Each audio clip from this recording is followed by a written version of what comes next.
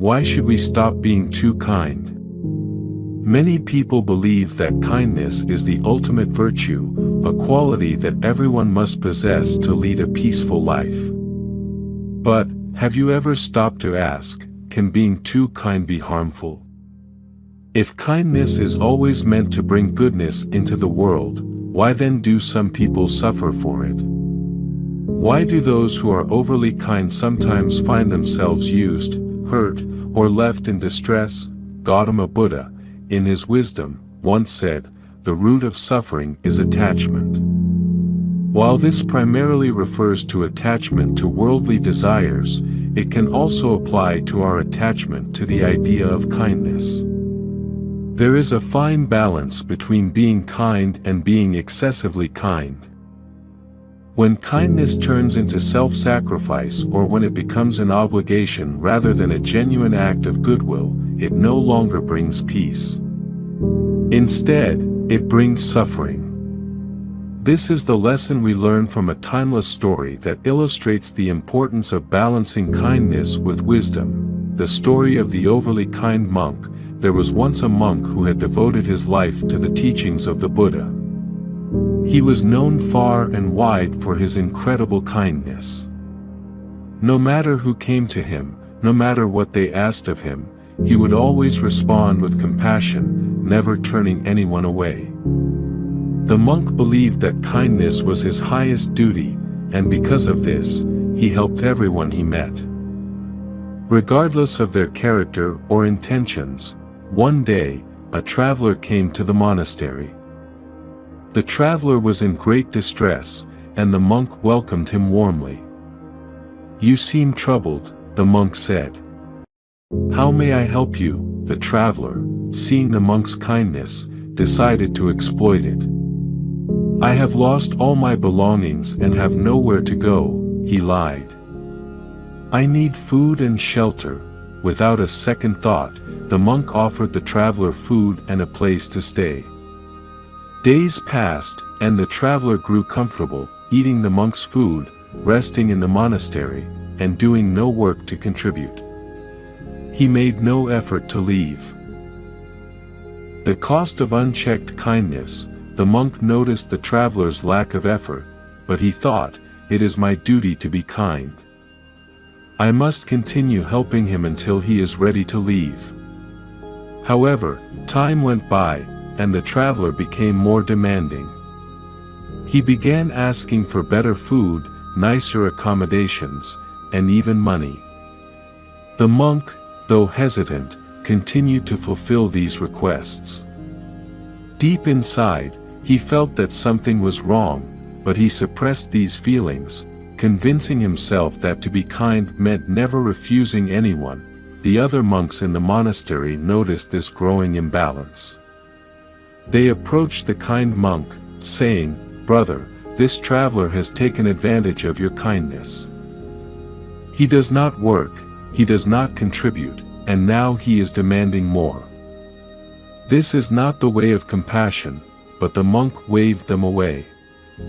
Buddha teaches us to be kind to all.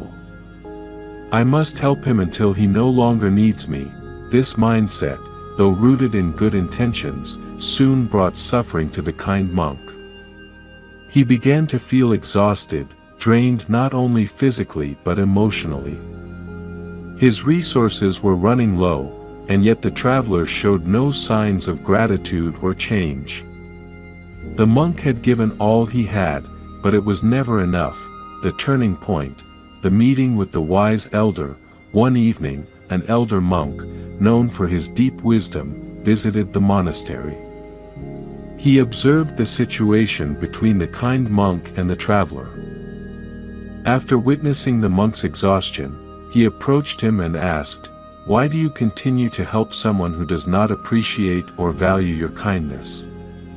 The kind monk replied, "I cannot stop being kind. If I refuse him, I will feel as though I have failed in my duty." The elder, with a gentle smile, said, "Kindness, without wisdom, is like a river with no banks. It will overflow and cause destruction. True kindness is knowing when to give and when to hold back. Buddha did not teach us to be kind at the expense of our own peace. The kind monk looked confused. But how can I turn someone away when they are in need? The elder continued. Buddha also taught us the middle way. Extremes of any kind lead to suffering. You are attached to the idea of kindness as an absolute. But kindness, like all virtues, must be applied with balance.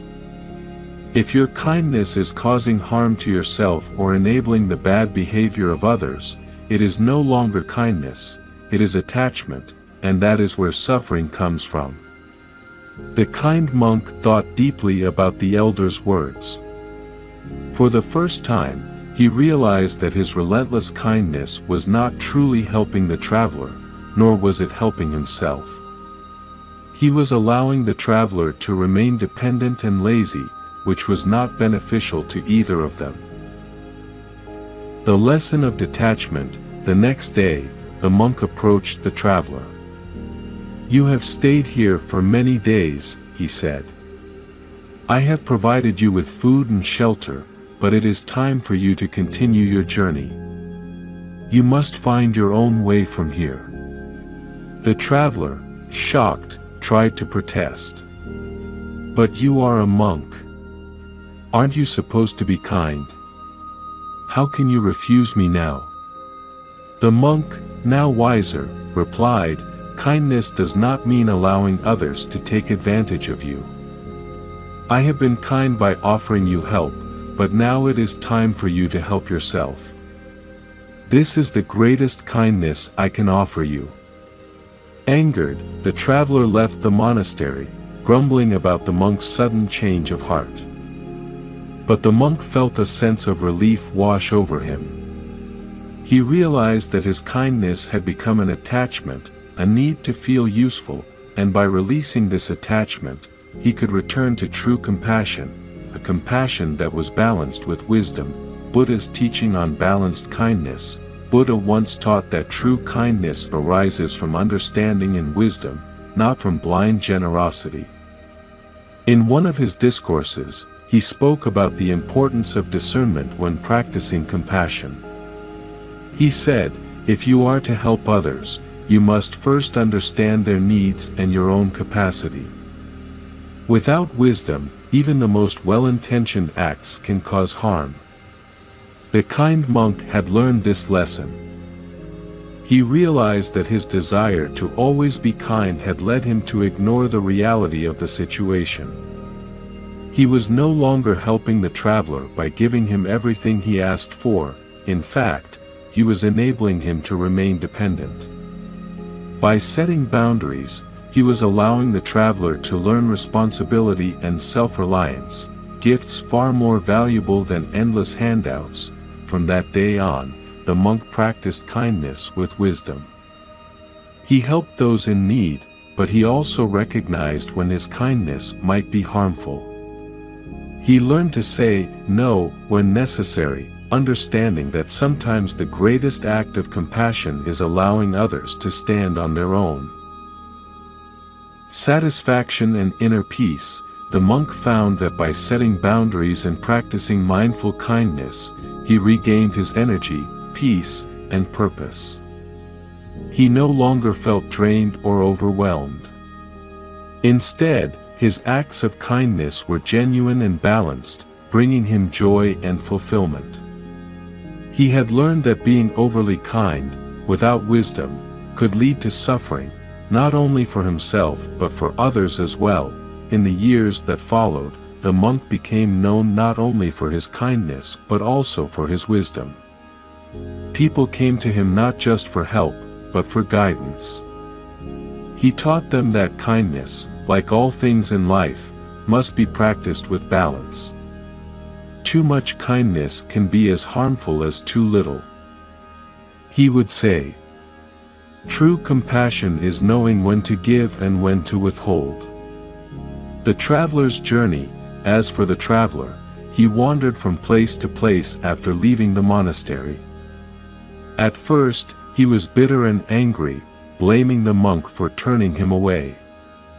But over time, he realized that the monk had done him a great service. He had been forced to take responsibility for his own life, to find his own way. Though it was difficult, the traveler eventually found work and began to build a life for himself. He thought often of the monk and, in time, he understood the wisdom behind the monk's decision. The kindness he had received had not been in endless gifts, but in the lesson of self-reliance. Years later, the traveler returned to the monastery, not as a beggar, but as a man who had learned to stand on his own. He bowed deeply to the monk and said, "You have taught me more through your refusal than through your generosity. For that, I am grateful." The monk smiled and replied, "True kindness is not always in giving what is asked, but in giving what is needed." The balance between kindness and wisdom. The story of the kind monk and the traveler teaches us a vital lesson that Gautama Buddha often emphasized: the importance of balance in all things. Kindness, like any virtue, must be practiced with mindfulness. Without wisdom, even the noblest of intentions can lead to harm. Buddha's teachings remind us that we must always be aware of our actions and their consequences. Being kind is not about sacrificing ourselves or enabling others to remain dependent. It is about offering genuine help, which sometimes means setting boundaries and allowing others to grow. In life, we often encounter situations where our kindness may be tested. It is in these moments that we must remember Buddha's teachings on balance and discernment. Kindness is not about always saying yes, it is about knowing when to say no for the greater good.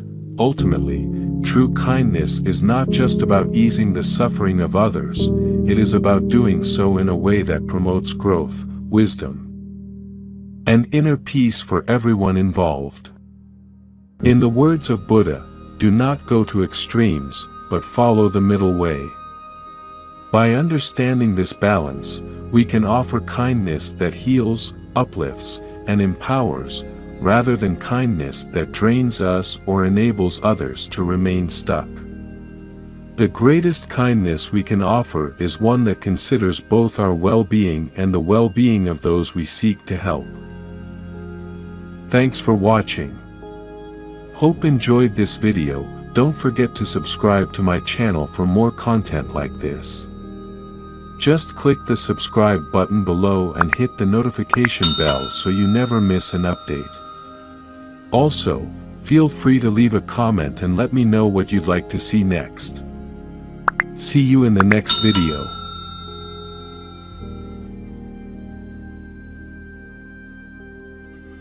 In the realm of Zen and Buddhist philosophy, true strength does not lie in overpowering or outwitting others with brute force or loud displays of dominance. Rather, it emerges quietly, blossoming in the subtle art of understanding, control, and mastery over oneself and one's adversaries without causing harm. Zen teachings offer a path of silent yet powerful ways to overcome opposition, not through destruction, but through insight and wisdom. As a Zen saying goes, the quietest voices echo the loudest in the hearts of the wise. This story will explore 4 silent yet potent ways to handle those who oppose us, illustrating how to harness the teachings of calm strength, inner resilience, and mindfulness to overcome challenges and transform adversaries into opportunities for growth. 1. Be like water, flowing around obstacles. In Zen, water is revered as one of the purest symbols of silent power. Despite its softness and fluidity, water can erode the strongest rocks, cut through canyons, and eventually find its way around any barrier in its path. The first principle to silently take down enemies is to embody the qualities of water. Like water, we are encouraged to be flexible, patient, and willing to adapt to any challenge without direct confrontation, when you flow around obstacles without pushing against them, you avoid fueling resistance and, ultimately, disarm your adversary without them even realizing it. By being flexible and adaptable, you create a presence that is difficult to oppose. Such a calm, unyielding nature gradually wears down the sharpest of adversaries, diminishing their aggression over time. This approach doesn't seek to overpower anyone with force or confrontation. Instead, it thrives on a mindful awareness that some battles can be won through patience and subtle influence.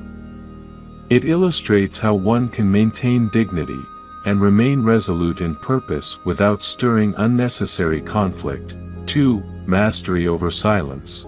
Let actions speak. The second silent yet formidable way to overcome adversaries is through the mastery of silence. There is a Zen saying, "Silence is a source of great strength." In a world where people often react impulsively or attempt to prove themselves with words, silence holds tremendous power. Silence can be unsettling to those who expect anger or arguments. Instead of engaging in arguments or confrontations, respond with composed silence, allowing your actions to speak louder than words ever could. In Buddhist teachings, silence is not weakness, it is the practice of choosing when to respond and when to simply observe. Through silence, you create an aura of strength and unpredictability. Those who oppose you are left questioning their own motives and become wary of your calmness. Silence is a powerful tool that disarms, instills respect, and sometimes even fear. By using silence strategically, you strip your adversaries of the ammunition they need to engage. They are deprived of the reaction they crave, forcing them to deal with themselves and, in many cases, to reflect on the futility of their hostility. This is not an absence of action, but a quiet demonstration of control and self-restraint. 3. Reflect their own actions back at them. The third way to subtly disarm an adversary is to reflect their behavior back at them like a mirror. This approach is rooted in the concept of self-awareness and compassion, both of which are key tenets of Zen philosophy. By behaving as a mirror to others, you offer them an opportunity to see themselves honestly. Imagine someone who is habitually hostile or undermining. Instead of reacting to their actions, practice mirroring their behavior in a gentle, non-harmful way that allows them to see the futility of their own approach. If someone is aggressive or confrontational, respond with a calm, yet subtly similar demeanor to show them the effects of their behavior. In doing so, you give them a quiet lesson about themselves. This approach teaches the importance of self-reflection and self-awareness, encouraging the individual to consider the true nature of their actions. In many cases, people act out of unconscious patterns. By mirroring their actions, you help them become aware of these patterns without uttering a word. Reflecting others' actions is not about mimicking or retaliating, it is about creating a moment for them to observe their own behavior and realize its consequences. This is a compassionate yet powerful way to lead an adversary toward transformation, potentially dismantling hostility from within. 4. Be the immovable mountain, steadfast in purpose. The final principle is to embody the strength of a mountain, silent, immovable, and unyielding in purpose. In Zen, a mountain is seen as a symbol of unwavering resolve, a source of calm strength, and a reminder that true power lies in remaining grounded despite the storms around you. When confronted with opposition, being like a mountain means not allowing external forces to disturb your inner peace.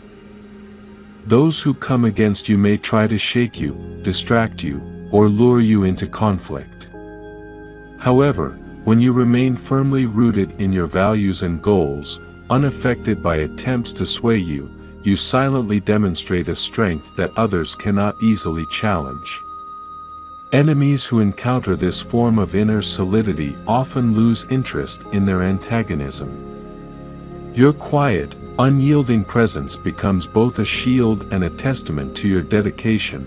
This approach speaks to the importance of inner alignment. By staying rooted and calm, you let go of the need to prove yourself to others, showing them that no amount of opposition can shift your focus. This silent strength speaks louder than any defense and commands respect from even the most resistant adversaries. Beyond victory, the inner transformation. As you continue to apply these principles, a profound transformation occurs, not just in how you handle opposition, but in your own inner life. The silent power cultivated through Zen teachings goes far beyond merely taking down an enemy. It invites a deeper understanding of human nature and fosters a level of empathy that can transcend hostility. Enemies and adversaries, in this light, become mirrors reflecting parts of ourselves that we might otherwise ignore. They serve as catalysts, revealing our strengths, our weaknesses, and even our own shadows. By choosing to respond with silent, subtle power, you allow these encounters to become opportunities for inner growth and self-discovery. Instead of creating conflict, you transform friction into understanding, and tension into resilience. Zen teachings encourage us to look beyond the external struggle and consider what every encounter, whether positive or negative, reveals about our inner selves. By transcending the need to defeat others, you begin to understand the world as a complex interweaving of energies, where your role is to remain grounded, compassionate, and wise, embracing compassion amid adversity. A central theme in both Zen and Buddhist philosophy is the idea of compassion. While it may seem paradoxical, practicing compassion toward adversaries is a powerful way to disarm them.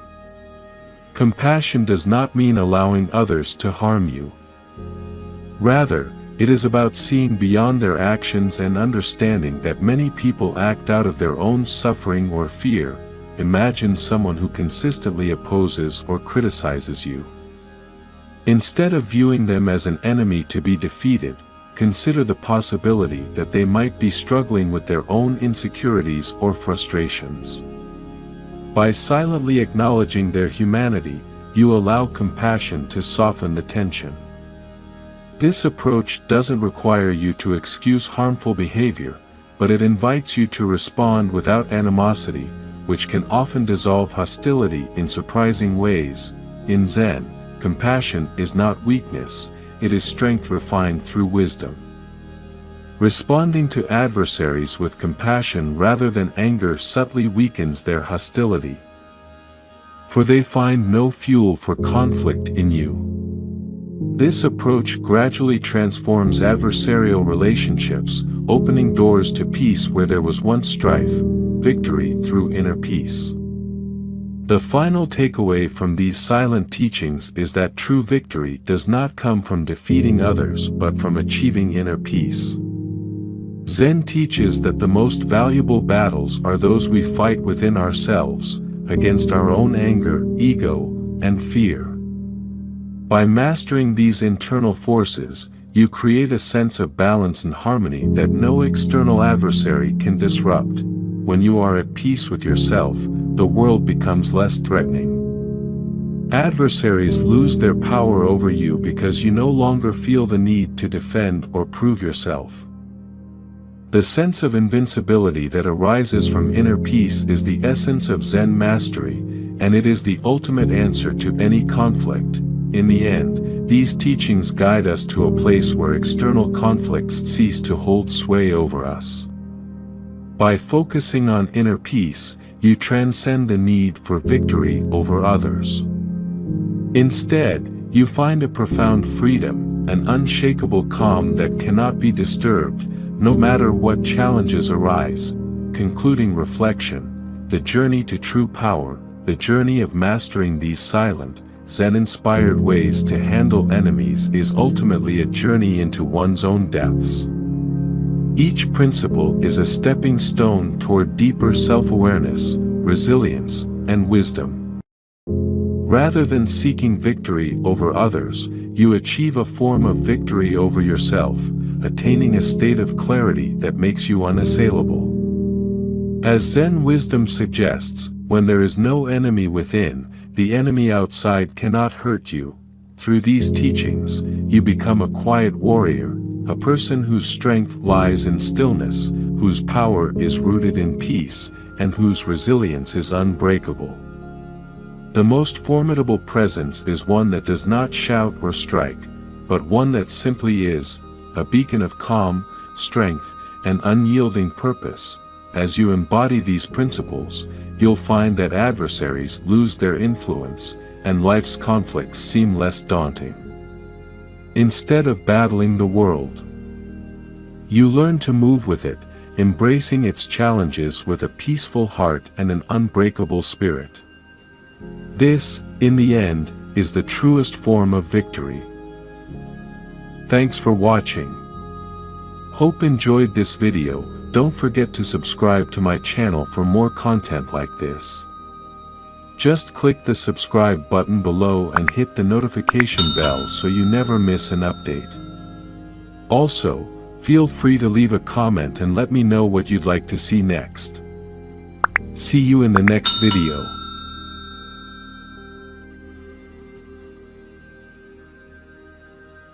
Why do we often find ourselves being too soft, too accommodating, even when it brings us pain? This question has puzzled many who walk the path of kindness. To be soft, we think, is to be good. To be soft, we believe, is to be virtuous. But in reality, softness can often lead to an imbalance, an emotional burden, a weakness that others exploit, and ultimately, a loss of peace within. Gautama Buddha once said, "You, yourself, as much as anybody in the entire universe, deserve your love and affection." If we pour ourselves out to others without boundaries, we leave nothing for ourselves. This teaching holds profound wisdom about the consequences of being overly soft and the need for balanced compassion. The lesson begins. The overly soft monk. Once, in a serene temple nestled by a river, there lived a monk known for his boundless kindness. He greeted everyone with a smile, helped every soul that crossed his path, and never turned down a request. To all who knew him, he was a pillar of gentleness, someone who embodied the teachings of compassion. People admired him, but deep down, he was troubled. One day, as he sat in meditation, his heart weighed heavy. He had been asked once again to give up his daily meal for a hungry traveler passing through the temple grounds. For the monk, this was not unusual. He had given up his food for others many times before. But today, there was a small voice within him that protested. He had been hungry all day, and yet, as always, he had smiled and said nothing. That night, the monk could not sleep.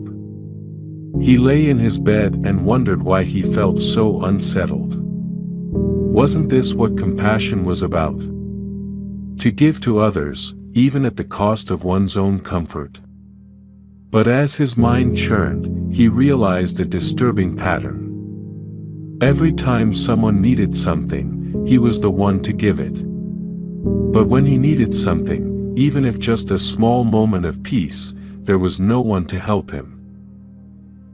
The illusion of endless giving. As days passed, the monk continued his routine of service, but the seed of doubt had been planted.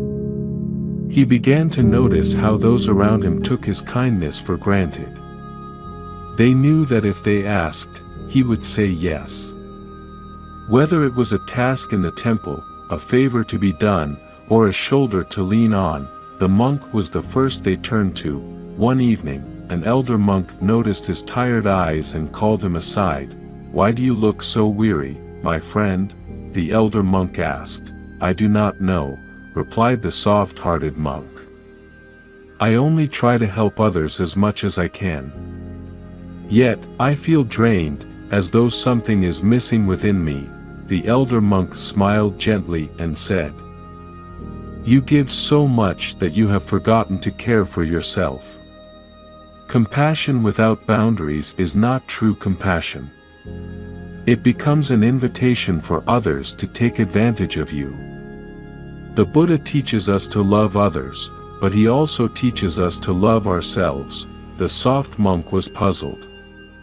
"Isn't it selfish to put myself first?" The elder monk shook his head. "It is not selfish. It is wisdom. The Buddha once said that an overflowing cup of water spills and wastes itself. But if the cup is kept full and balanced, it can continue to nourish others without losing its essence." The consequences of over-accommodating. The next morning, as the soft monk resumed his duties, he began to test the wisdom of the elder monk's words. A young disciple came to him with a request, asking him to help with cleaning a large area of the temple. Normally, the monk would have agreed without hesitation, even if it meant foregoing his own responsibilities. But today, something felt different. He hesitated. "I have my own duties to tend to," he replied, "but I can assist you once I am finished with my work." The young disciple was shocked. Never had the monk refused a request. His face showed disappointment, and he grumbled as he walked away. For a moment, the soft monk felt guilt creep in. He was not used to seeing such reactions. But as he continued with his day, he noticed something. He had more energy, more clarity. He had taken care of his own tasks, and as a result, he felt more at peace. Over time, the monk began to say no more often. At first, those around him were confused, even upset.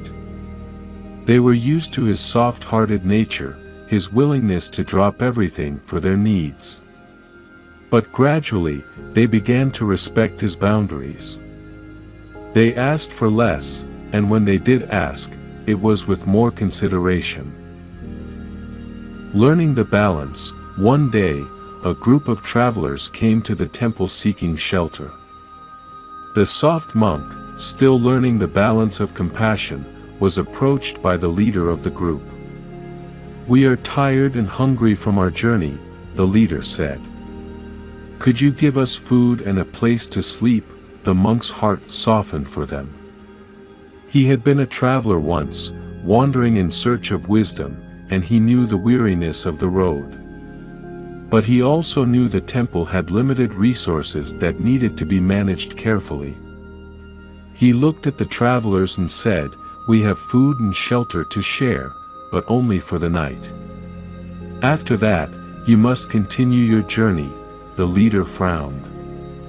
"We had hoped to stay for longer. Can you not extend your hospitality?"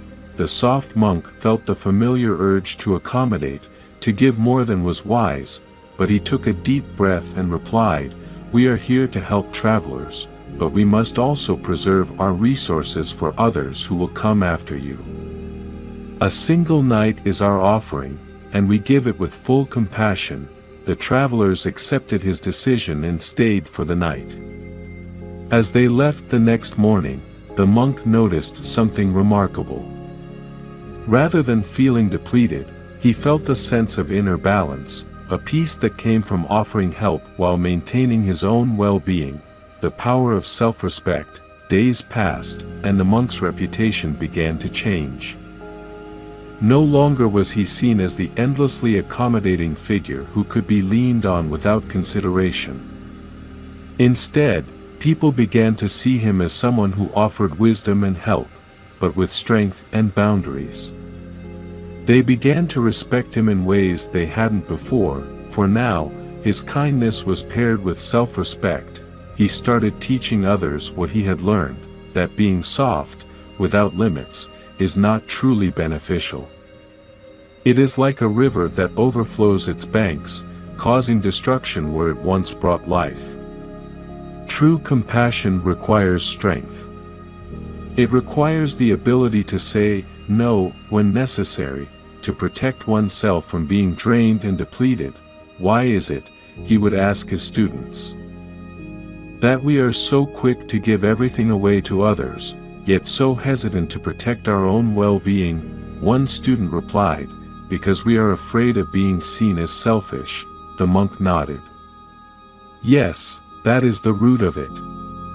But we must understand that selfishness and self-care are not the same. Self-care is about maintaining our strength so that we can continue to serve others in a way that is healthy and sustainable. If we allow ourselves to be emptied, we can offer nothing. The final test, compassion with boundaries. One fateful day, a rich merchant arrived at the temple, seeking the monk's guidance. The merchant had heard of the monk's wisdom and wanted his advice on a pressing matter. I have been generous my whole life, the merchant explained, giving to those in need, supporting my family, and helping my community. Yet, I find myself taken advantage of. People expect me to give endlessly, and when I try to set limits, they call me selfish. What should I do? The monk looked deeply into the merchant's eyes and said, generosity is a virtue, but without boundaries, it becomes a burden. Like a tree that bears fruit, you must allow time for yourself to regenerate, to grow, and to be strong again. If you give all your fruit at once, you will have none left, and both you and those who rely on you will suffer. The merchant was silent for a moment, contemplating the monk's words. But how do I set boundaries without feeling guilty? The monk smiled. Guilt comes from misunderstanding your own worth. When you recognize that you, too, are deserving of care and respect, you will see that setting boundaries is not an act of selfishness, but an act of self-love. And only by loving yourself can you truly love others. The merchant bowed his head in gratitude, for he understood that true wisdom lay not just in giving, but in knowing when to stop. The awakening of strength. As the seasons passed, the monk continued to practice and teach this delicate balance of compassion and strength. His life became a reflection of the Buddha's words, you yourself, as much as anybody in the entire universe, deserve your love and affection. He learned that being soft to everyone without boundaries leads not to peace, but to exhaustion and resentment. By setting limits, he found that his kindness became more meaningful, his help more genuine, and his own soul more at ease. The world around him respected his boundaries, and in return, he could give from a place of strength, not from a place of depletion. In the end, the monk realized that to stop being soft to everyone was not a rejection of compassion, but its ultimate fulfillment. For only when we are whole within ourselves can we truly serve others. And so, he continued his journey, still kind, still compassionate, but now, with the wisdom of balance guiding his every step. This, dear listener, is the essence of true compassion. To give not this, dear listener, is the essence of true compassion. To give not from an empty heart, but from one that is full and strong. The monk learned that softness without boundaries leads to imbalance, not peace. By embracing self-respect, he discovered that saying no was not a rejection of kindness, but a path to deeper, more meaningful compassion. The lesson he shared with others, and ultimately with himself, was this: to truly love others, you must first love yourself. Only then can your kindness be a gift, not a burden. Thanks for watching. Hope enjoyed this video. Don't forget to subscribe to my channel for more content like this. Just click the subscribe button below and hit the notification bell so you never miss an update. Also, feel free to leave a comment and let me know what you'd like to see next. See you in the next video.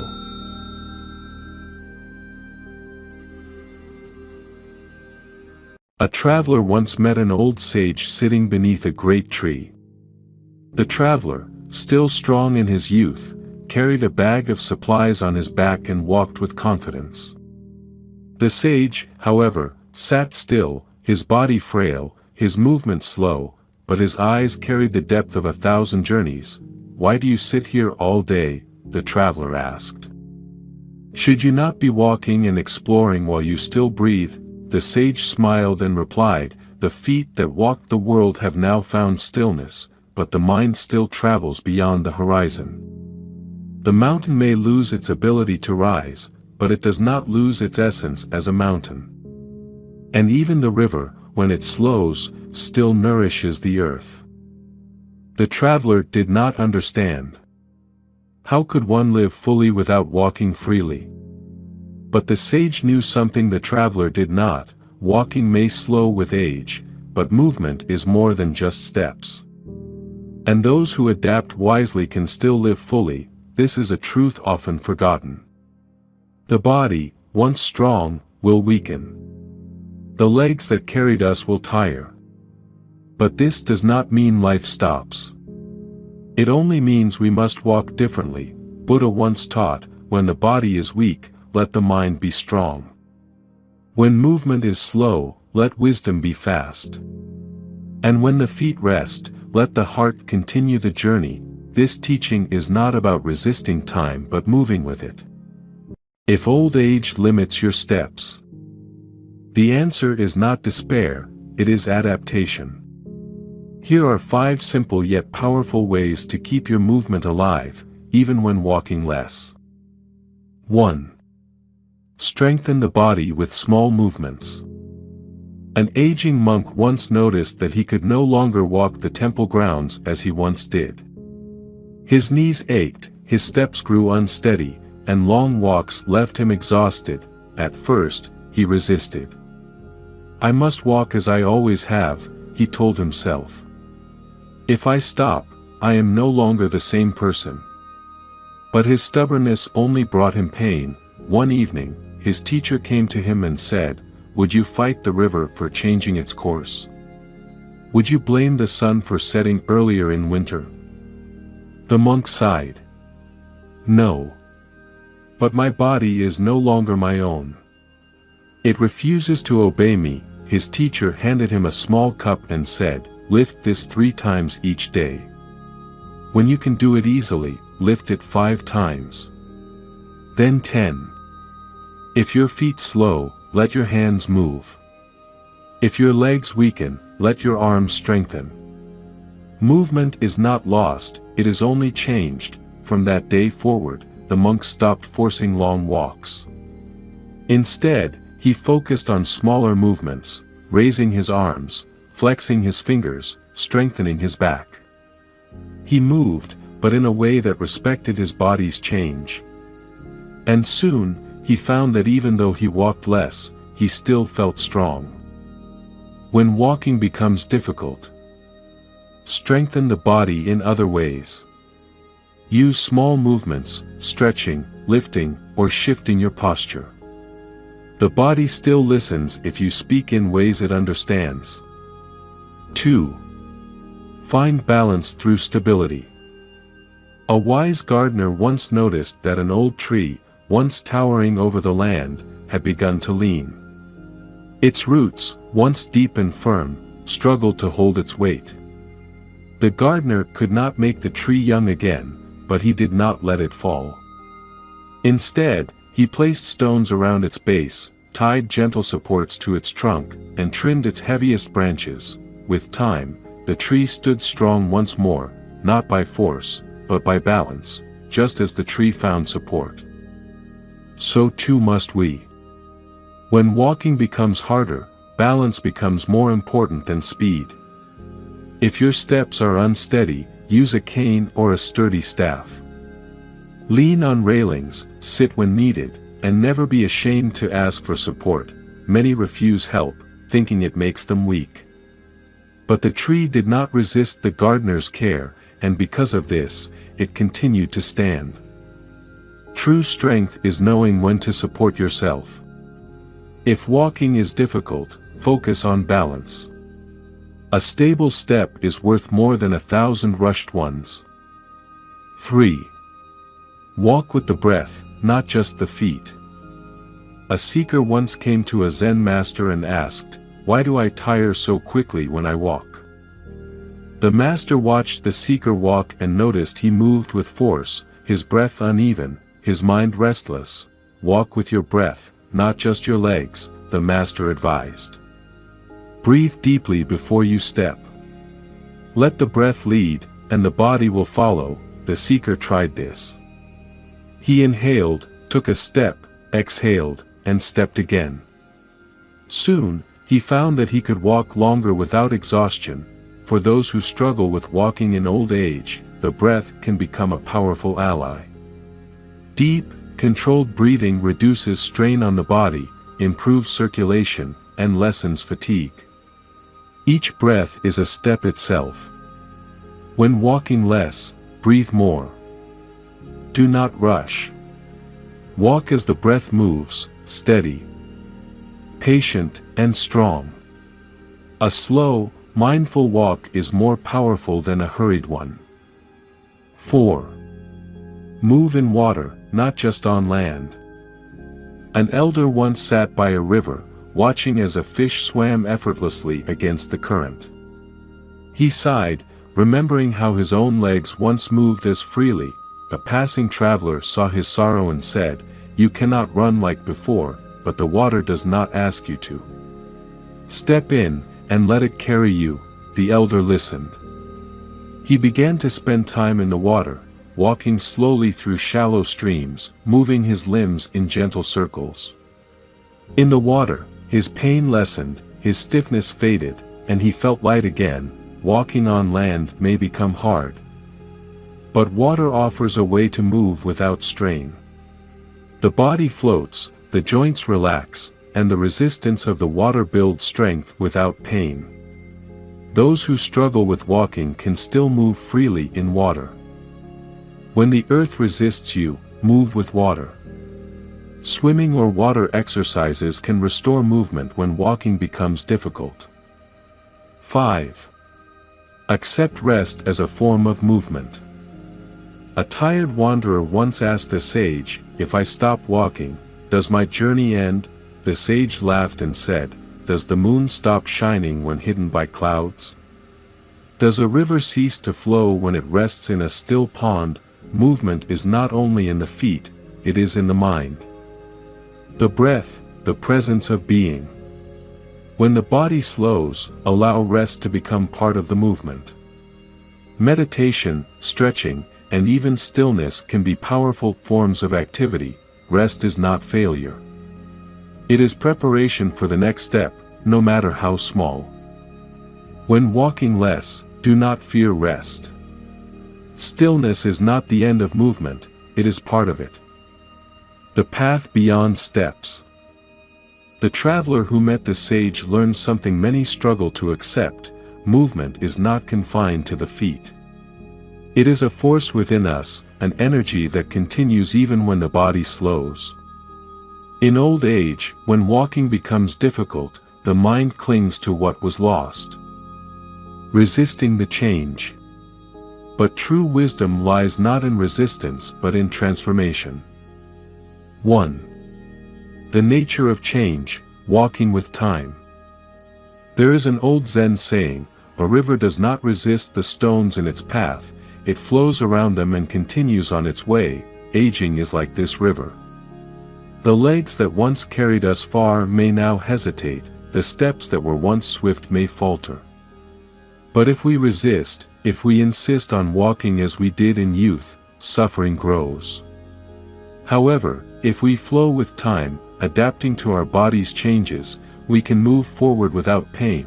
The small movements we cultivate, the stability we seek, the breath we deepen, these are not signs of loss but of wisdom. They are the river adjusting to new currents, finding a new way forward. 2. Strength and stillness, when less is more. People often believe that movement means action, but even the greatest mountains do not move, and yet they hold the sky. Strength does not come from walking the farthest distance but from understanding when to walk and when to rest. Many elderly fear that slowing down means losing independence. They think that asking for support, using a cane, or taking smaller steps means surrender. But in truth, it is a sign of intelligence. The tree that bends in the wind does not break. The person who understands their limits does not suffer. There is no shame in walking less. The shame is in refusing to accept the reality of time. 3. The journey within, movement beyond the body. There is a deeper teaching hidden in these lessons. It is not just about the body but about the soul. For many, walking is more than movement, it is freedom, a connection to the world. When the ability to walk declines, a sense of loss follows. But this loss is an illusion, because movement was never about the legs alone. The breath still flows. The mind still moves. The spirit still grows. Even if the feet slow, the heart can travel through deep reflection, meaningful conversation, and peaceful stillness.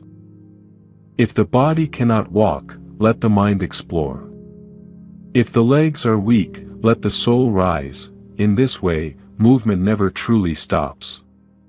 It only transforms. 4. The ultimate freedom, acceptance. The greatest suffering in old age is not the slowing body but the mind that resists it. The person who clings to youth will always feel sorrow.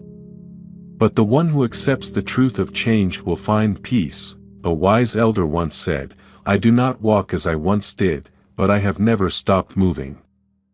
My thoughts are still sharp, my breath still steady, my heart still full.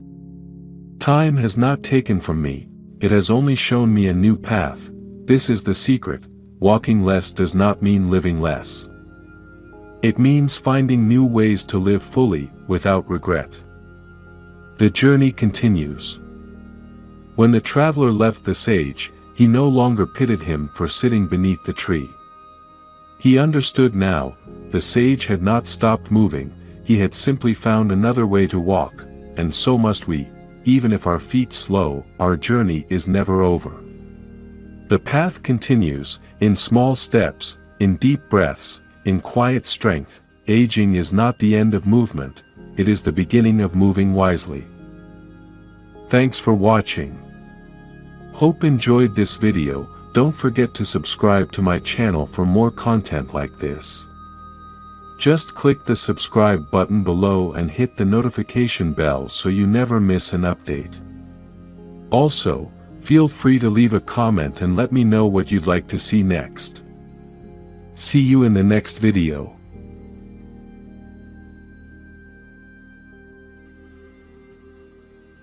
There is an old Zen saying, "A wise man never tells a woman two things."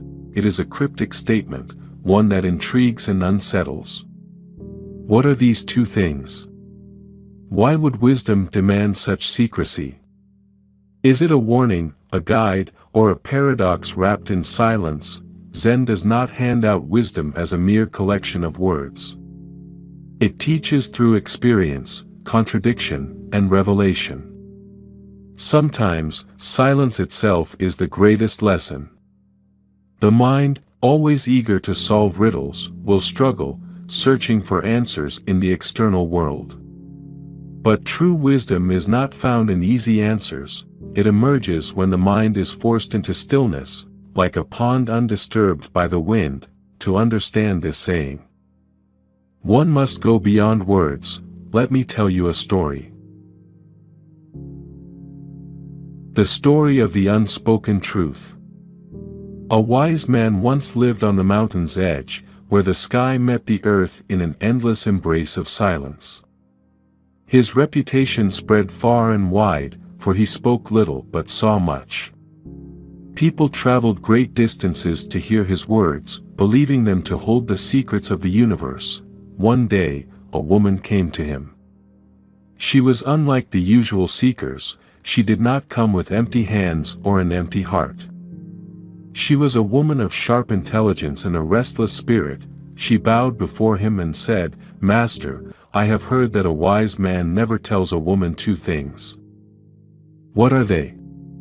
The wise man smiled but said nothing. The woman frowned. "Do you not wish to answer me?"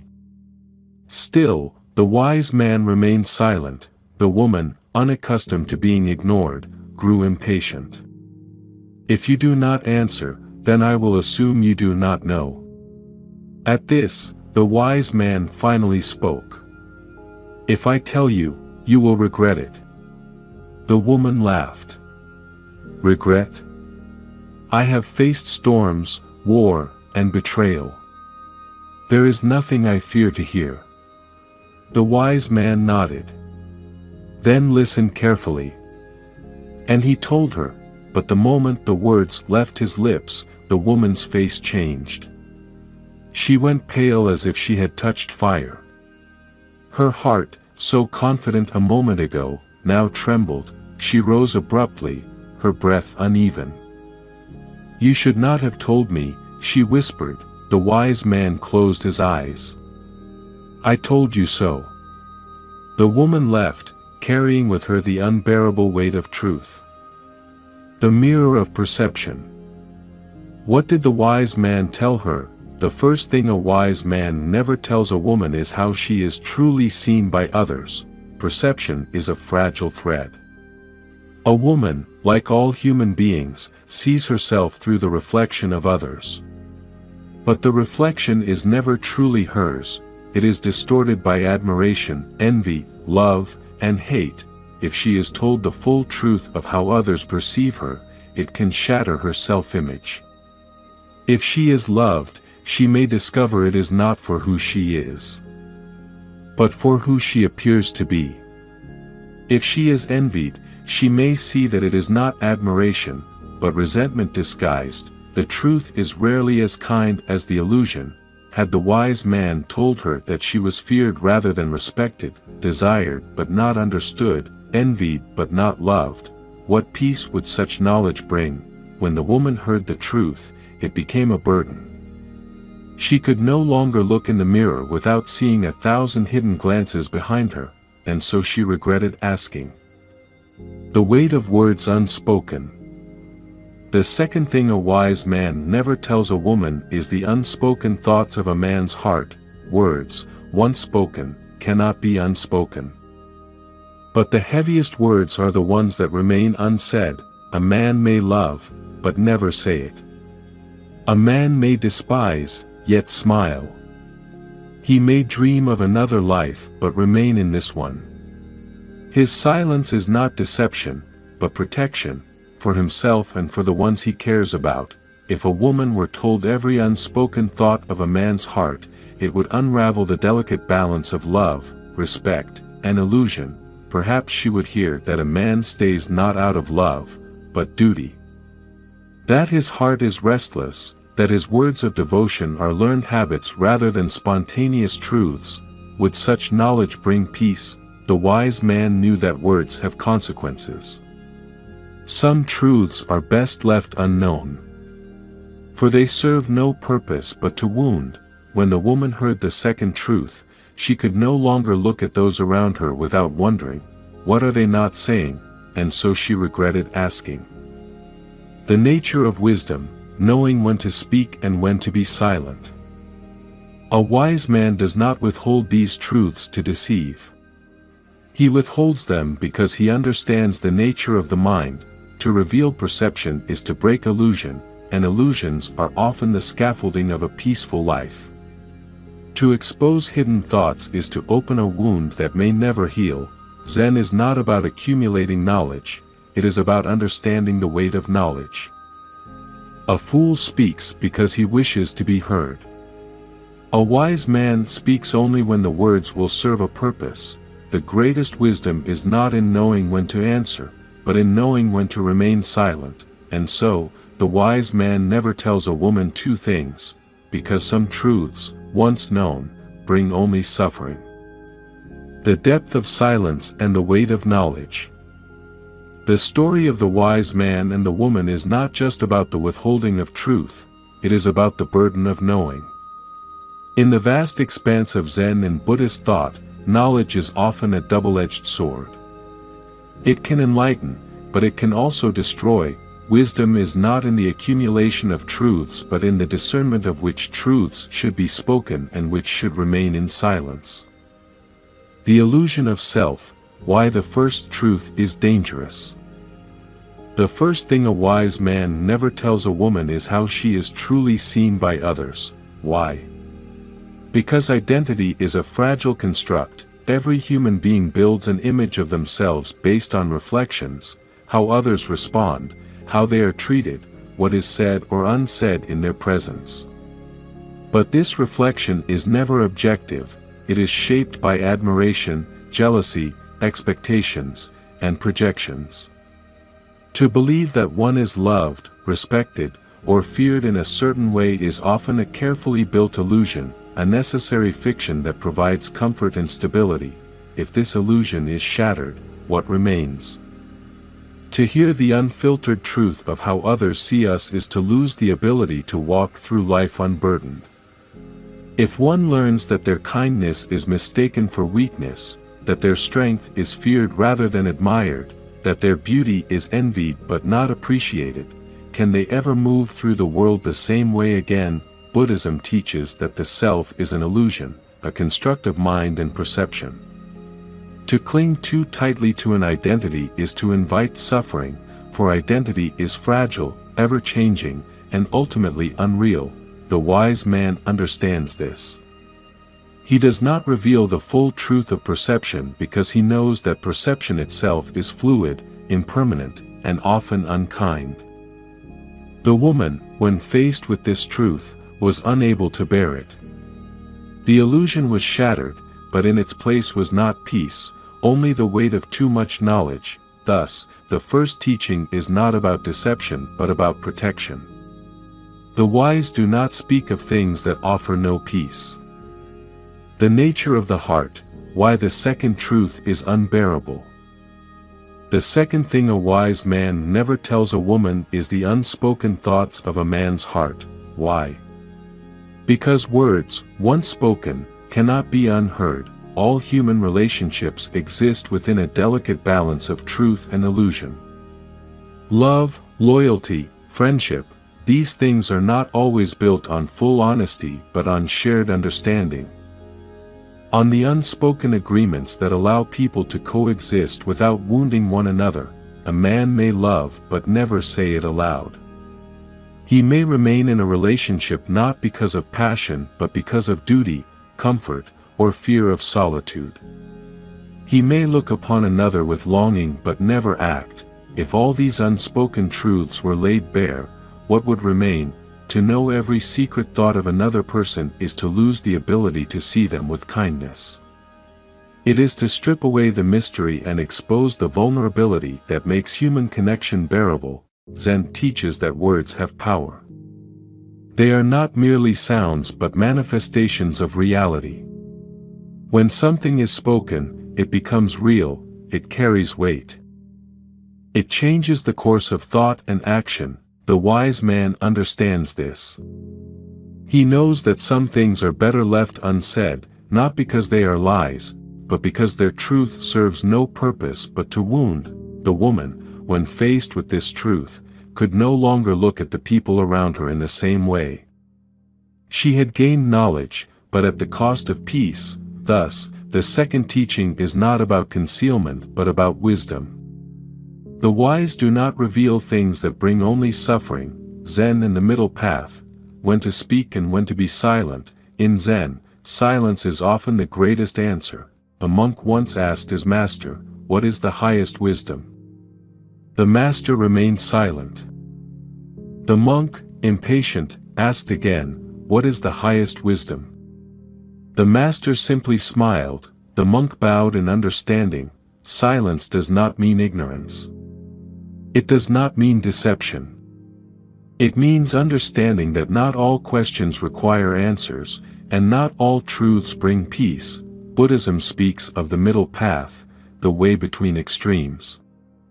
Neither full silence nor complete truth is always correct. The wise man in the story does not refuse to answer out of selfishness but out of compassion. He speaks only when the woman insists, but even then, he knows the cost. To be wise is to know when to speak and when to be silent. A fool believes that all truth must be spoken. A wise man knows that some truths are best left unspoken. Not because they are false, but because silence, too, is a form of kindness.